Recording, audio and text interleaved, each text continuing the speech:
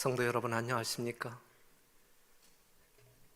여러분들의 가정교회에서 하나님 앞에 예배를 드릴 때에 하나님의 무한한 은혜의 임재가 함께하기를 간절히 바라고, 여러분들 심령 가운데 남다른 축복을 경험하시게 되기를 바랍니다. 이렇게 살아오면서 2020년 마지막 안식일을 맞이하게 되었습니다.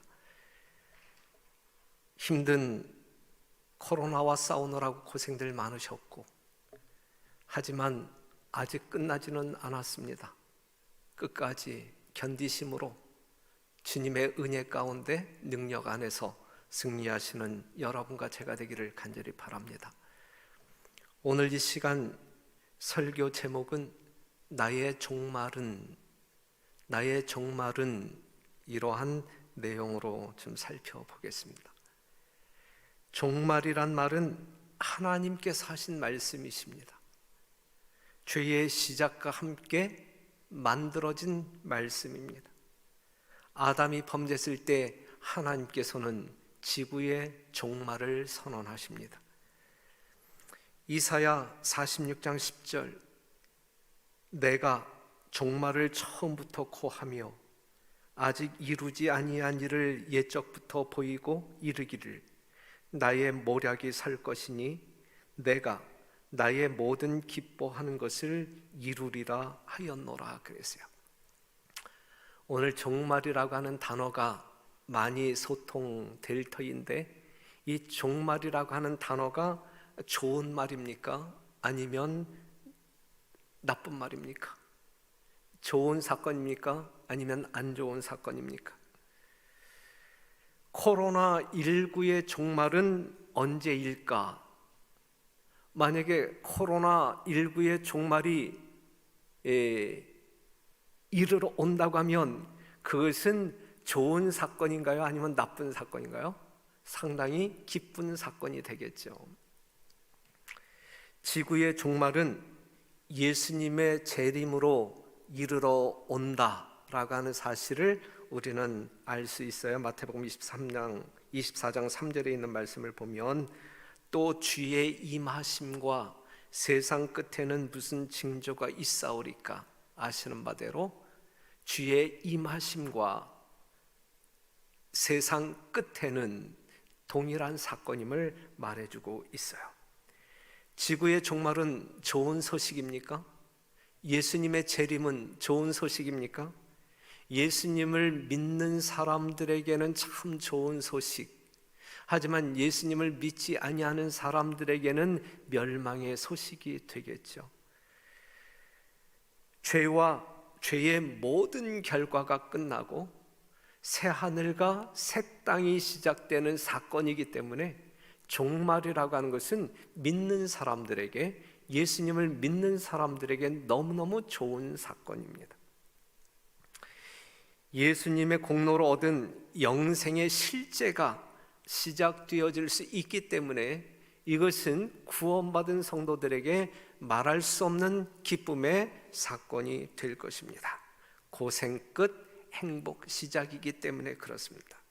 그러기에 믿는 자들에게 종말이라고 하는 단어는 긍정적이고 복음이라고 말할 수가 있어요. 다니엘서 12장 13절에 있는 말씀, 너는 가서 마지막을 기다리라 그랬어요. 여러분 모두가 뭘 기다려요? 마지막을 기다리라. 이는 내가 평안히 쉬다가 끝날에는, 종말에는 내 업을 누릴 것임이니라 그랬어요. 여기에서 말하고 있는 마지막 때, 끝날, 종말이라고 하는 것이 그냥 끝장나는 것이 아니라 새로운 시작을 말해주고 있어요. 우리에게는 기다림이 있습니다. 소망의 기다림입니다. 그것이 지구의 종말입니다. 우리는 재림을 기다리는 재림 성도들 맞잖아요. 맞습니까? 여러분 다 재림 성도들이시죠?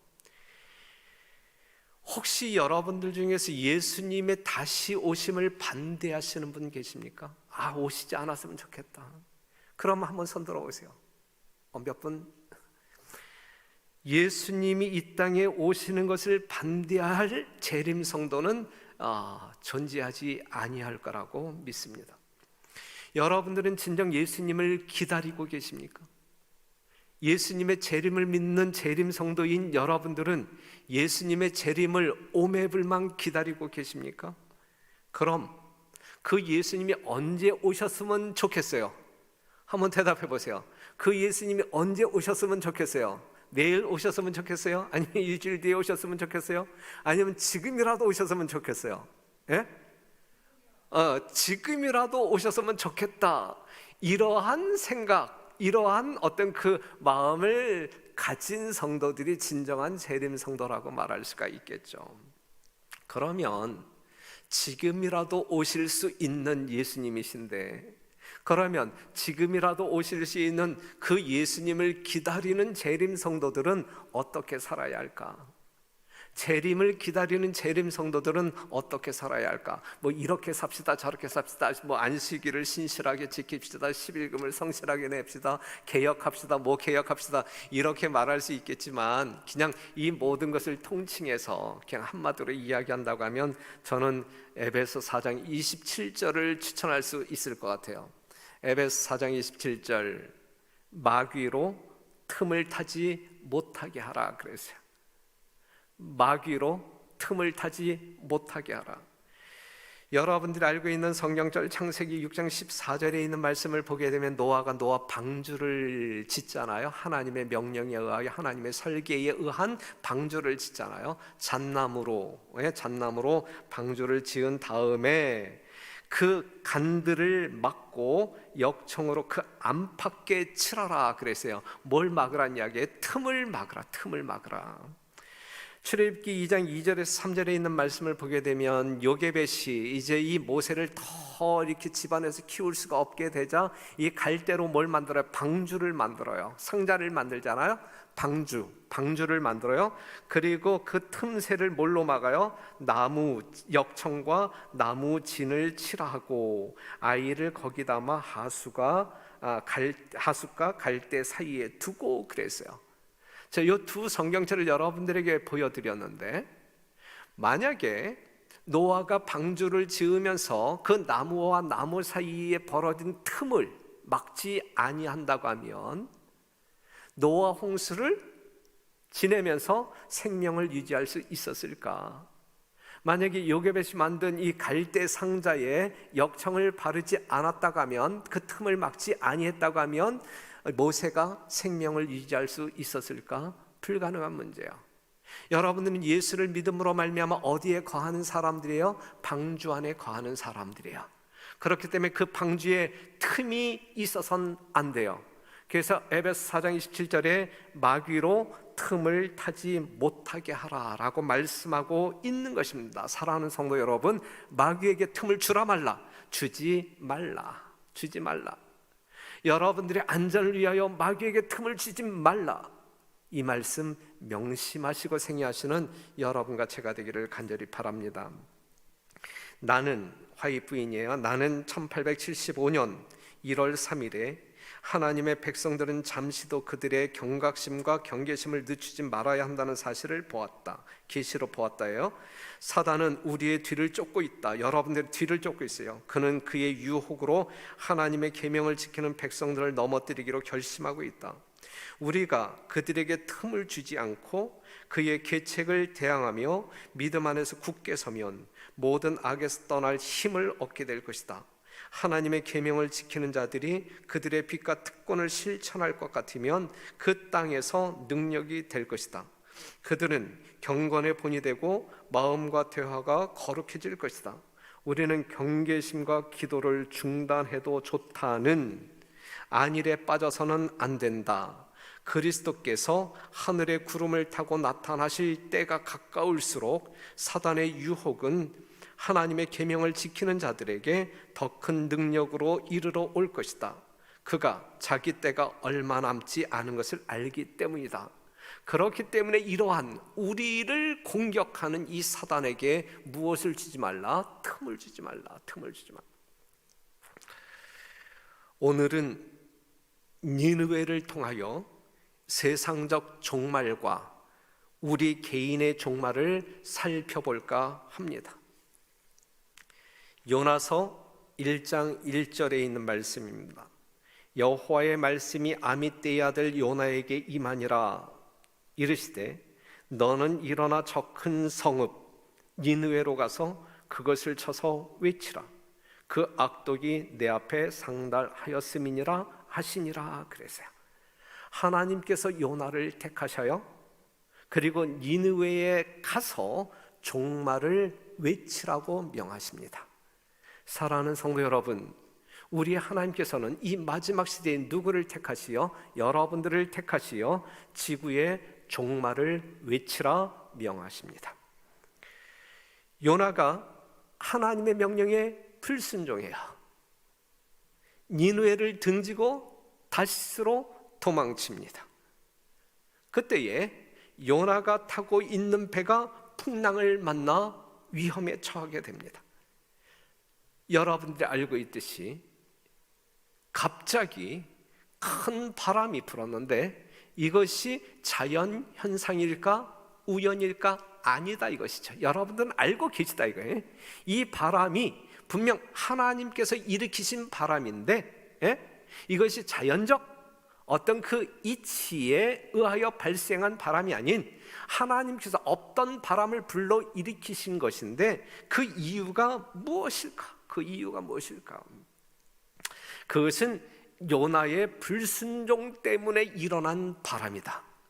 요나의 불순종 때문에 하나님께서 일으키신 바람이다 라고 하는 사실이죠. 요나는 가야 할 길이 있었어요. 가야 할 곳이 있었어요. 하지만 그 길로 가지 않았어요. 요나는 해야 할 일이 있었어요. 하지만 요나는 그 일을 하지 않았어요. 그랬을 때 하나님께서 큰 바람을 일으키셨다라고 하는 사실이죠. 요나는 니느웨로 가야 했고 그들에게 종말을 외쳤어야 됐는데 그는 거기로 가지 아니하고 외치지도 않았어요. 하나님께 불순종하고 있었어요. 사랑하는 성도 여러분, 요나 시대에 요나는 이랬는데 이 시대에 요나는 누구일까? 이 시대의 요나는 누구일까? 세상을 향하여 종말을 외쳐야 할 요나는 누구일까? 바로 택함을 받은 우리들 아니겠습니까? 베드로전서 2장 9절에 있는 말씀을 보면 오직 너희는 택하신 족속이요 그랬고, 그러면서 이 택하신 족속들이 해야 하는 일이 무엇이냐면 예수님의 아름다운 덕을 세상에 알리는 것이고, 요한계시록 12장 17절에 있는 말씀을 보게 되면 남은 백성이, 택함을 받은 남은 백성이 있는데 요한계시록 14장에 있는 말씀처럼 무너진 바벨론을 향하여 외쳐야 할 기별이 있음을 말해주고 있잖아요. 우리에게도 뭐가 있어요? 갈 길이 있다. 우리에게도 뭐가 있어요? 할 일이 있다. 사랑하는 성도 여러분, 바벨론이 무너졌잖아요. 그런데 그 무너진 바벨론 가운데 하나님의 백성이 죽어가고 있잖아요. 우리는 그들에게 외쳐야 되잖아요. 내 백성아, 거기서 나와 외쳐야 되잖아요. 그런데 우리는 하나님께 순종하고 있느냐 이거예요. 그러한 사명을 부여받은 제7일 안식일 예수 재림교인들은 하나님의 말씀 그대로 무너진 바벨론을 향하여 백성들을 구하기 위하여 외치고 있느냐 이거예요. 이런 위기에 교회는 어디에 있는가? 이런 위기의 때에 여러분들은 어디에 있는가? 과연 교인들은 하나님의 요구에 응하고 있는지, 그들은 과연 자기들의 사명을 이해하고 있으며 그분의 품성을 세상에 나타내고 있는지, 교인들은 과연 마지막 경고의 기별을 저들의 동포들에게 열심히 전하고 있는지. 요나는 불순종했어요. 오늘 이 시대의 요나는 순종하고 있습니까? 오늘 이 시대의 요나인 여러분들은 하나님께 순종하고 있습니까?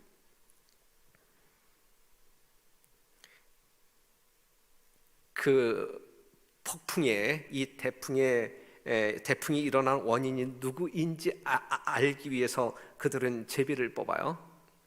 그들이 서로 이르되 자 우리가 제비를 뽑아 이 재앙이 누구로 인하여 우리에게 임하였나 알자 하고 곧 제비를 뽑으니 제비가 요나에게 당한지라 그랬어요.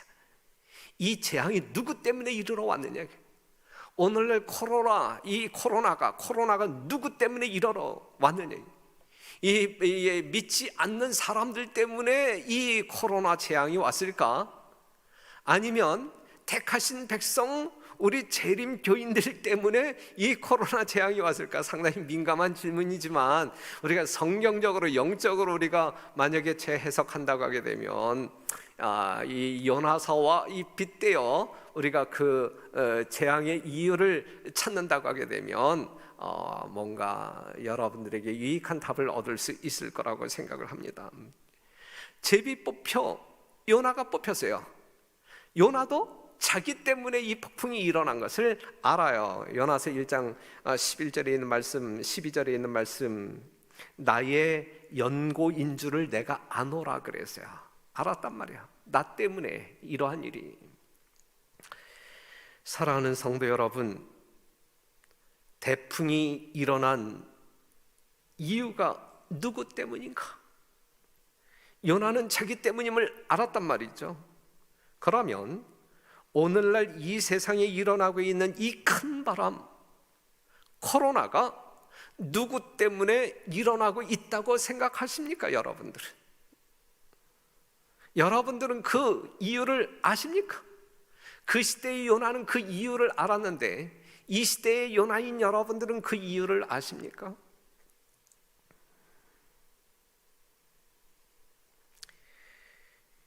요나가 큰 물고기의 뱃속에서 깨닫는 것은 그리스도의 십자가였어요. 그래서 예수님께서는 여러 번에 걸쳐서 표적을 구하는 그 사람들에게 내가 보여줄 표적은 요나의 표적밖에 없다라고 이야기. 그 요나의 표적은 예수님이 죽고 장사 지내고 부활하심을 말해주는 표적이에요. 그러니까 요나가 물고기 속에서 경험했던 것은 예수님의 구속적 사랑, 십자가를 깨달았다. 그리고 이제 물고기 뱃속에서 나오잖아요.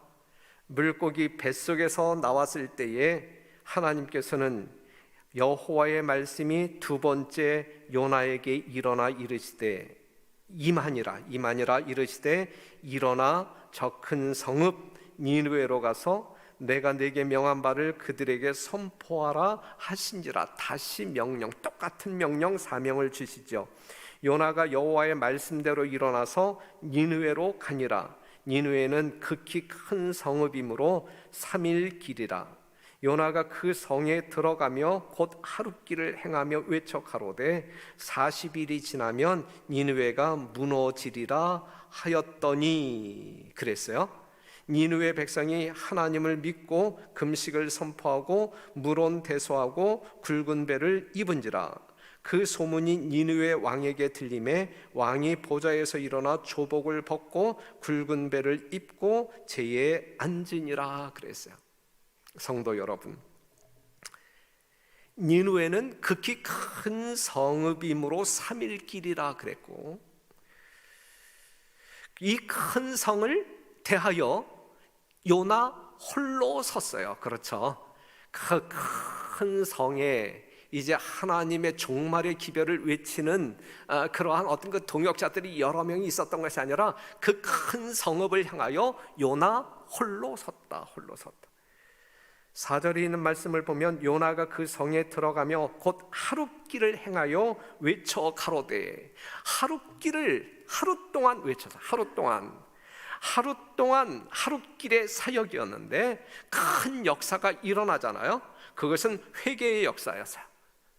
3일 길을 돌아다녀야 다 돌아다닐 수 있는 성읍이었지만 요나의 하룻길 사역을 통하여 온 성읍이 회개합니다. 무엇을 통하여? 소문을 통하여. 왕도 소문을 통하여, 요나에게 직접 듣지 아니하고 소문을 통하여 들었잖아요. 그렇지, 소문을 통하여. 그랬을 때에 이 왕은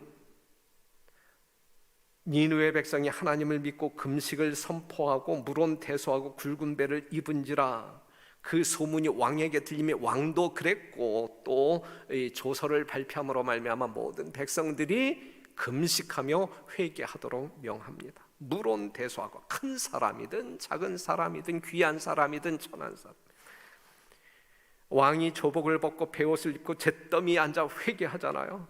심지어는 누구들까지도 짐승들까지도 금식하며 베옷을 입고 회개하도록, 왕이 그렇게 철저하게 그랬을 때에 니느웨 사람들이 회개합니다. 10절에 있는 말씀 보면 하나님이 그들의 행한 것 곧 악한 길에서 돌이켜 떠난 것을 감찰하시고 뜻을 돌이키사 그들에게 내리리라 말씀하신 재앙을 내리지 아니하니라. 그래서요, 놀라운 역사가 일어났단 말이에요. 이 역사가 오늘날 이 시대에 바로 여러분들을 통하여 이 세상에서, 이 별내동에서 일어난다고 하면 얼마나 굉장한 사건이 될까. 마지막 때에 이러한 사건이 일어나야 되는데 바로 우리들을 통하여, 별내교회 성도들을 통하여 이 역사가 일어난다고 하면 얼마나 하나님께 큰 영광이고 여러분들에게 큰 기쁨의 사건이 될까. 철저한 회개는 그 도성을 심판에서 벗어나게 했습니다. 이처럼 정말 심판의 기별은 죽을 사람을 살리는 기별이에요. 죽을 사람을 죽도록 멸망시키는 기별이 아니라 죽을 사람을 회개로 이끌어 살려내는 기별이 이 종말론적 기별이다. 이 마지막 기별이고 심판의 기별이다. 우리 하나님은 베드로후서 3장 19절에 있는 말씀을 보게 되면 아무도 멸망치 않고 다 회개하기에 이르기를 원하시는 분이란 말씀이죠. 지금 이 시간 하늘 지성소에서 진행되고 있는 이 조사 심판이 여러분들을 회개시키는 심판이기를 바라고 여러분들을 구원하는 심판이기를 간절히 바랍니다. 조사 심판에 대하여 엉뚱한 믿음으로 엉뚱한 소리 하지 말게 되시기를 바라고, 우리 하나님의 무한한 사랑이 이 성도들에게 푹푹 전해지는 그러한 메시지가 담겨있는 사건임을 기억하심으로 예수님의 보혈이 철철 넘치는, 정말 그 넘치는 사랑이 우리의 심령 가운데 전달되어지는 이 아주 은혜로운 사건으로 여러분들이 이해되어지고 그 기별 때문에 여러분들이 다시금 여러분 자신을 성찰하면서 회개로 나아가는, 그리하여 하나님의 구원을 맛보아하는 놀라운 기별이기를, 사건이기를 간절히 바랍니다. 요상한 요나라고 제목을 붙여봤어요. 요상한 요나. 요나 4장 2절에 있는 말씀을 보게 되면 여호와께 기도하여 가로되 여호와여 내가 고국에 있을 때에 이러하겠다고 말씀하지 아니하였나이까. 그러므로 내가 빨리 다시스로 도망하였사오니 주께서는, 내가 도망하였음에도 불구하고 하나님께 불순종하였음에도 불구하고 주께서는 은혜로우며 자비로우시며 노하기를 더디하시며 인애가 크시사 뜻을 돌이켜 재앙을 내리지 아니하시는 하나님이신 줄을 내가 알았음이니이다. 이 요나가 깨달은 하나님이, 요나가 경험했던 하나님이에요. 하나님. 다시스로 도망하였지만, 파도치는 바다에 던져졌지만 생명을 얻은 요나가 한 간증의 내용이 모세가 보았던, 모세가 깨달았던 그 하나님과 동일한 하나님임을 말해주고 있어요. 주께서는 은혜로우시며 자비로우시며 노하기를 더디하시며 인애가 크시사 뜻을 돌이켜 재앙을 내리지 아니하시는 하나님이신 줄을 내가 알았음이니이다. 누가 알았다고요? 요나가 알았다고요. 여러분들도 우리 하나님을 이렇게 알고 계시잖아요. 그렇게 알고 계시죠. 분명히 그렇게 알고 계시죠. 그런데 니느웨 도성의 사람들이 회개함으로 말미암아 그들에게 예정되었던 재앙이 거두어져요. 마땅한 거 아니에요? 그렇죠? 모든 사람이 회개하기를 이렇게 원하시는 하나님께서 회개한 그 백성들을 용서하시고 재앙을 내리지 않는 게 당연한, 이 요나가 이해하고 있는 그 하나님이잖아요. 그렇죠?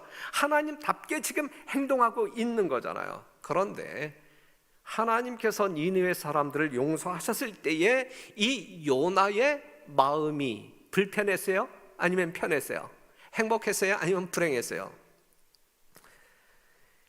4장 1절 보게 되면 요나가 심히 싫어하고 노하여 그랬어요. 지금 하나님의 어떠한 행위를 두고 이 요나가 이러한 반응을 보이고 있는 거예요. 니느웨 사람들을 용서하고 구원한 이 사건에 대하여 이 요나는 심히 싫어하고 노하여 이러한 반응을 보이고 있는 거예요. 하나님이 그에게 묻죠. 4절 여호와께서 이르시되 너의 성냄이 어찌 합당하냐? 어찌 합당하냐? 이렇게 물었을 때에 요나는 뭐라고 대답하냐면 아주 굉장한 말을 하는데, 하나님이 요나에게 이르시되 내가 이 박넝쿨로 인하여 성냄이 어찌 합당하냐? 그가 대답하되 내가 성내어 죽기까지 할지라도 합당하니이다 라고 이야기해. 너의 성냄이 어찌 합당하냐? 그랬을 때에 요나의 대답은 내가 성내어 죽기까지 할지라도 합당하니이다 라고 대답해요. 그러면서 5절을 보게 되면 이제 이 니느웨 도성이 어떠한 심판을 받는지 이제 지켜보기 위하여 이제 자리를 잡았단 말이죠. 사랑하는 성도 여러분, 뭔가 잘못된 요나의 모습을 보고 있어요, 우리가. 그렇죠? 저희가 믿는 하나님은 그러한 하나님이라고 이야기하면서 정작 그 하나님이 그러한 행동을 하셨을 때에 이 요나는 잘못된 아주 웃기는 반응을 보이고 있는 거예요. 하나님께서 용서한 니느웨 사람들을 보면서 심판을 구경코자 하는 요나, 요상한 요나일 수밖에 없어요. 못된 심보를 가진 요나일 수밖에 없어요. 하나님의 마음을 소유한 자라고 말할 수 있을까요? 이러한 사람은 그리스도의 마음을, 하나님의 마음을 소유한 사람이라고 결코 말할 수 없어요. 하나님은 이러한 요나의 마음을 돌이키려고 애쓰십니다. 노력하십니다. 박넝쿨을 통하여 실물 교훈을 이끌어내십니다.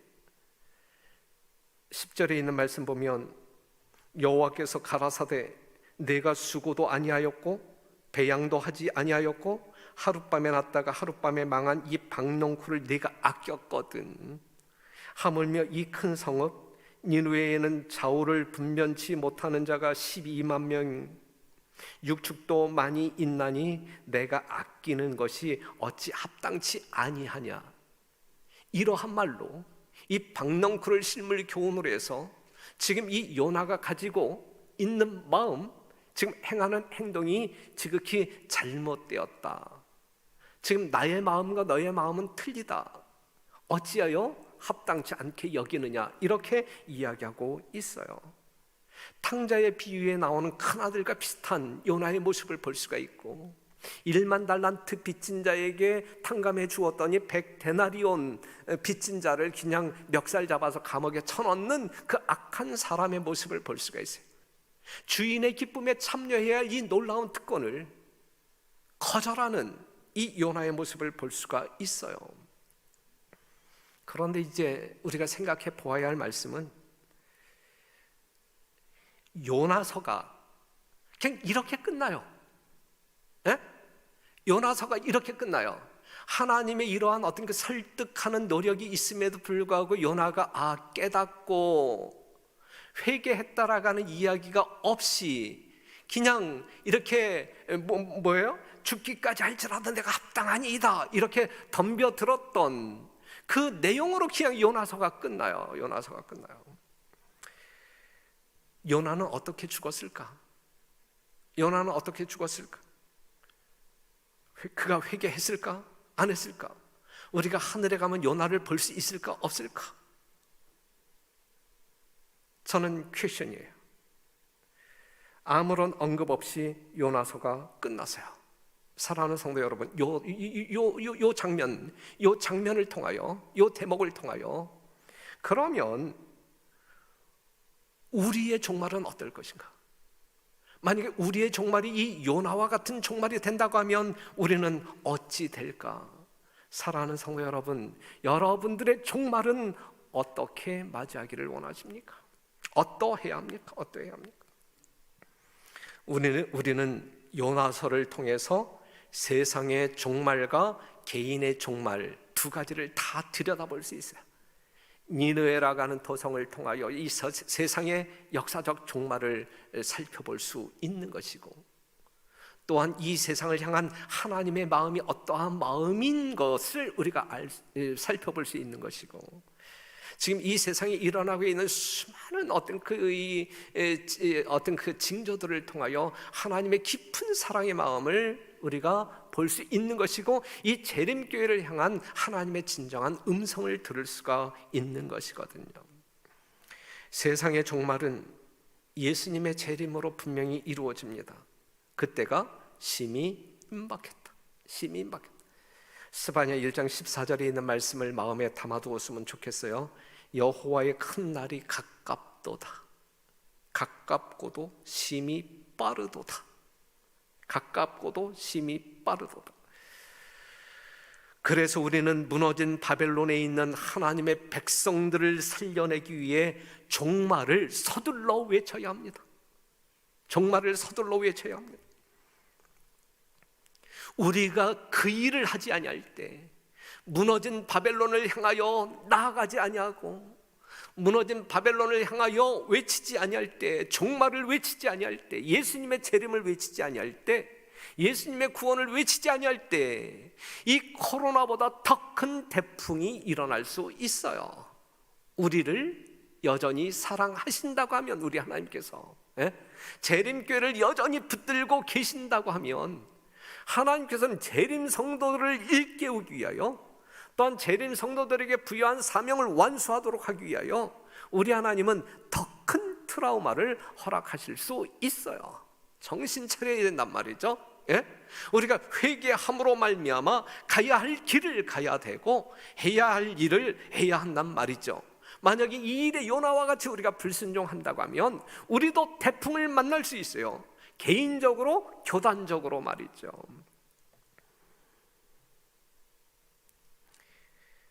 여러분 개인은 어떤 종말을 맞이하기를 원하십니까?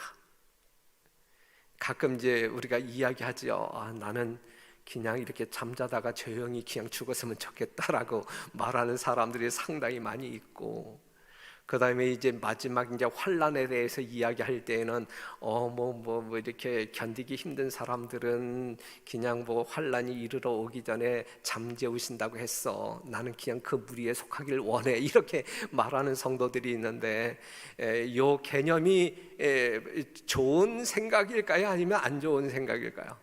정말 아주 신실한 믿음이 있는, 그러한 독실한 믿음이 있는 재림 성도들의 이야기일까요? 아니면 뭔가 이 영적인 이기적인 이야기일까요? 이것이 예? 왜 그렇게 죽으려고 생각해요? 죽는 순간까지 하나님의 복음을 증거하다가 죽게 하소서 이렇게 기도해야 되지 않아요? 그냥 이렇게 살다가 그냥 조용하게 어느 날 갑자기 그냥 뭐 이렇게 잠들었으면 좋겠어요. 이건 그냥 죽는 순간까지 내가 주의 영광을 위하여 살다가 죽게 하소서, 이게 우리 재림 성도들의 올바른 기도이어야 되지 않겠습니까? 자, 말씀을 통해서 환난 전에 미리 잠재우신다라고 하는 말씀이 뭔가 이렇게 올바로 이해되어지고 해석되어져야 할 것이기 때문에 그 인용절을 지금 여러분들에게 소개할게요. 조건 없는 치유를 위하여 간구하는 것이 언제나 안전한 것은 아니다. 그러니까 이제 그 죽을 병에 걸려서 투병하는 사람들에 대하여 이야기하고 있는 거예요. 그렇죠? 이제 그러한 사람들을 위하여 우리가 기도하는데 조건 없는 치유를 위하여 간구한단 말이죠. 무조건 살려주세요, 살려주세요. 이제 그러는데, 그런데 그 기도의 응답이 언제나 안전한 것은 아니다. 그분은 탄원의 대상이 되어 있는 자들이 만일 살아 있다면 그들에게 닥쳐올 시련과 시험을 견딜 수 있을 것인지의 여부를 아신다. 그분은 처음부터 끝까지를 아신다. 많은 사람들은 이 세상에 다가올 환난 때에 격렬한 시련이 있기 전에 잠들어 눕게 될 것이다. 그랬어요. 여기서 그 환난이 이르러 오기 전에 잠들어 누울 자들이 있는데 이것이 영육혼에 있어서 건강한 사람을 두고 하는 이야기 아니면은 정말 어떤 정말 어려운 질병에 걸린 사람들을 두고 하는 이야기예요. 그렇잖아요. 이해할 수 있죠. 어려운 질병을 두고 하는 사람들에게 특별히 화이부인이 이렇게 기록했고, 또 이제 다른 이야기가 하나 있는데, 주님께서는 환난의 때 이전에 많은 어린이들을 미리 잠재워 오신다는 말씀을 나에게 자주 가르치셨다. 여기서의 대상은 누구예요? 분명 환난이 이르러 오기 전에 미리 잠재우는 어떤 대상들이 있는데 어린이들을 이야기하고 있어요. 어린이들을. 유니스 집사님 같은 사람들을 언급하고 있는 게 아니란 말이죠. 여기서. 그렇죠. 자, 그러면 이제 요거의 반대적인 말씀을 이제 한번 여러분들에게 소개할게요. 다가오는 환난의 때, 개국 이래로 없었던 환난의 때 한가운데서 하나님의 택한 백성들은, 우리 재림 성도들을 이야기하고 있어요. 택한 백성들은 흔들림이 없이 설 것이다. 뭐 앞에? 환난 앞에 어떠한 환난이든지 말이죠. 작은 환난이든 대환난이든 일곱 재앙이든 어떠한 환난이든지 두려움 없이 흔들림 없이 서게 될 것이다. 이게 하나님의 말씀이에요. 우리들은 죽은 자식들을 사단과 그의 군대는 그들을 멸할 수 없다. 결코 멸할 수 없다. 온 사단을 다 동원한다 할지라도 믿음의 성도 한 사람을 멸할 수 없다. 물리칠 수 없다. 우리들은 왜냐하면 능력 있는 천사들이 그들을 보호해 줄 것이기 때문이다 그랬어요. 그 다음에 더 구체적인 말씀, 사드락과 메삭과 아벳느고의 시대처럼 주께서는 세상 역사의 마지막 시대에도 의를 위하여 확고부동하게 서는 사람들을 위하여 능력 있게 일하실 것이다. 이 시대에, 이 마지막 시대에도 그 히브리 명사들과 함께 극렬히 타는 풀무 가운데 행하셨던 주님께서는 저희가 어느 곳에 있든지 당신의 추종자들과 함께 계실 것이다. 주님의 한결같은 임재가 위로가 되고 지지가 될 것이다. 환난의 때, 곧 개국 이래로 없었던 환난의 때에도 당신의 택하신 사람들은 확고부동하게 설 것이다. 사단이 모든 악의 군대와 합세할지라도 하나님의 성도 중 가장 연약한 사람도 멸할 수 없다 그랬어요. 그러니 성도 여러분, 재림 성도 여러분, 이 마지막 시대를 살아가고 있는 성도 여러분, 환난의 때를 두려워하지 않았으면 좋겠어요. 이러한 때를 우리가 맞이하게 될 때에 확고부동한 믿음으로 설 것이다.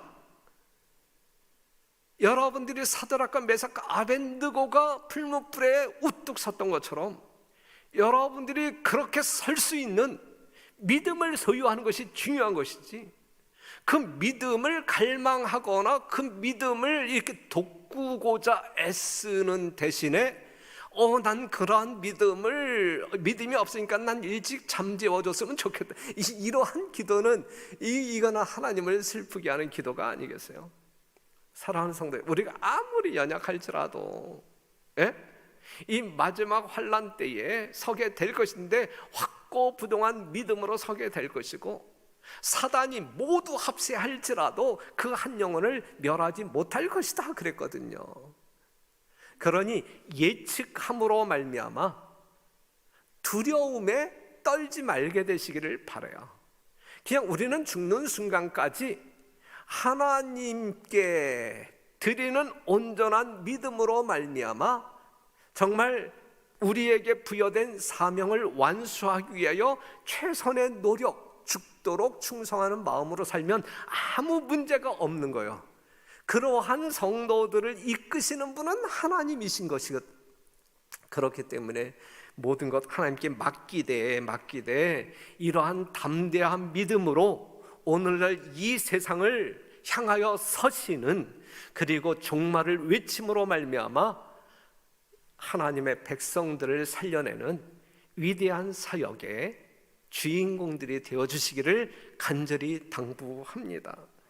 2020년도를 이끌어주신 하나님께 감사를 드리고, 또 하나님의 어떤 일을 하시기 위하여 택함을 받은 우리 별내교회 모든 직원 되신 재직들에게 감사의 인사를 드리고, 이 어려운 시기에도 불구하고 꿋꿋이 견디어내므로 이 성전을 향하여, 이 교회를 위하여, 우리 목사들을 위하여, 모든 직원들을 위하여 기도하시는 모든 성도들에게 너무너무 감사 인사를 드리면서 새해 복 많이, 다음 안식일에도 인사드리겠지만 새해 복 많이 받으시기를 기원하면서 말씀을 마치겠습니다.